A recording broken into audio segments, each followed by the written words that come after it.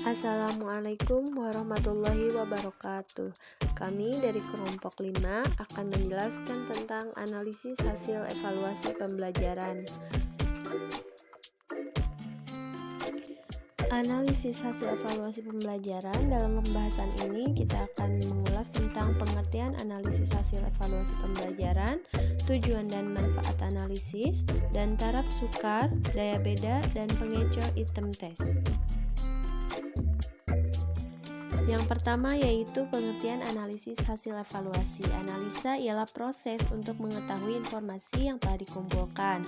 Analisa termasuk mengelola data yang telah dikumpulkan untuk menentukan kesimpulan yang telah didukung data tersebut. Untuk tujuannya dari analisis ialah membuat singkatan dari data dan menyimpulkan pesan-pesan yang ada di dalam sebagai informasi yang dapat dipakai sebagai dasar alternatif untuk mengambil suatu keputusan. Adapun pemanfaatan data hasil evaluasi, manfaat bagi siswa yaitu digunakan untuk mengetahui apakah siswa sudah menguasai bahan program secara menyeluruh.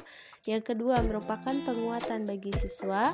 Yang ketiga, usaha perbaikan bagi siswa. Yang keempat, sebagai diagnosa bagi siswa.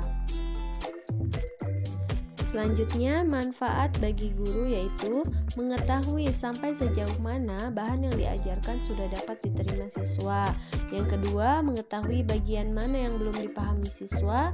Dan yang ketiga, dapat meramalkan sukses atau tidaknya seluruh program yang diberikan guru kepada siswa.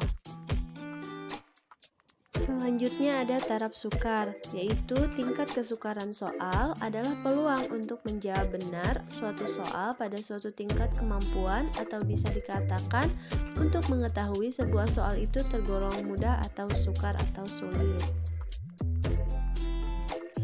Adapun perhitungan tingkat kesukaran soal dihitung dengan rumus P, yaitu tingkat kesukaran sama dengan B banyaknya siswa dibagi JS jumlah siswa. Kriterianya yaitu 0-30 berarti sukar, 31 sampai 70 sedang, 071 sampai 1 yaitu mudah.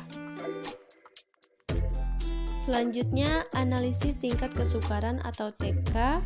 Langkah-langkah melakukan analisis yaitu menghitung skor rata-rata untuk suatu butir soal. Yang kedua, menghitung TK atau tingkat kesukaran dengan rumus TK sama dengan skor rata-rata dibagi skor maksimum. Yang selanjutnya yaitu daya pembeda. Daya beda soal adalah kemampuan suatu soal untuk membedakan antara peserta didik yang sudah menguasai materi dan peserta didik yang belum menguasai materi kompetensi dasar menurut Kusnandar 2014. Adapun kategori daya beda soal yaitu 0,40 sampai 1,00 baik sekali, 0,30 sampai 39 baik, 0,20 sampai 0,29 sedang, 0,00 sampai 0,19 berarti buruk. Untuk rumus daya pembeda yaitu DP yaitu daya pembeda sama dengan BA jumlah jawaban benar dikurangi BB yaitu jumlah jawaban benar pada kelompok bawah dibagi 1/2 N jumlah siswa yang mengerjakan tes. Selanjutnya, pengecoh item tes. Dalam setiap tes, objektif selalu digunakan alternatif jawaban yang mengandung dua unsur sekaligus, yaitu jawaban tepat dan jawaban salah.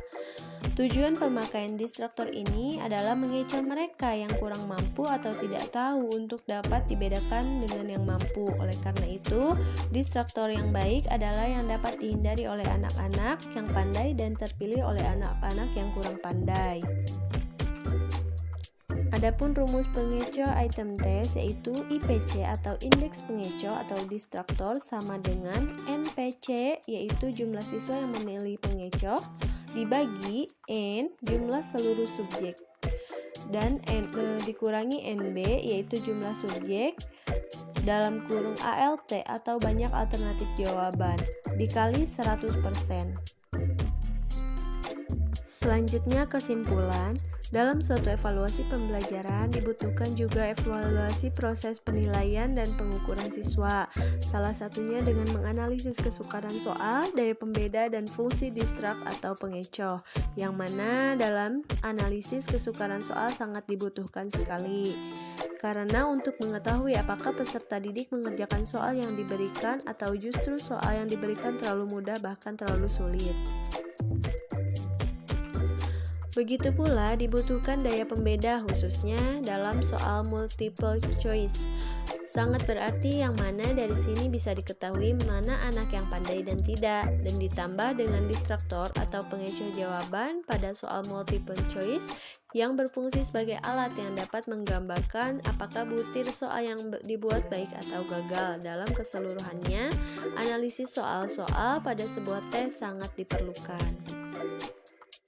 Mungkin cukup sekian dari kelompok 5, mudah-mudahan bermanfaat. Terima kasih. Wassalamualaikum warahmatullahi wabarakatuh.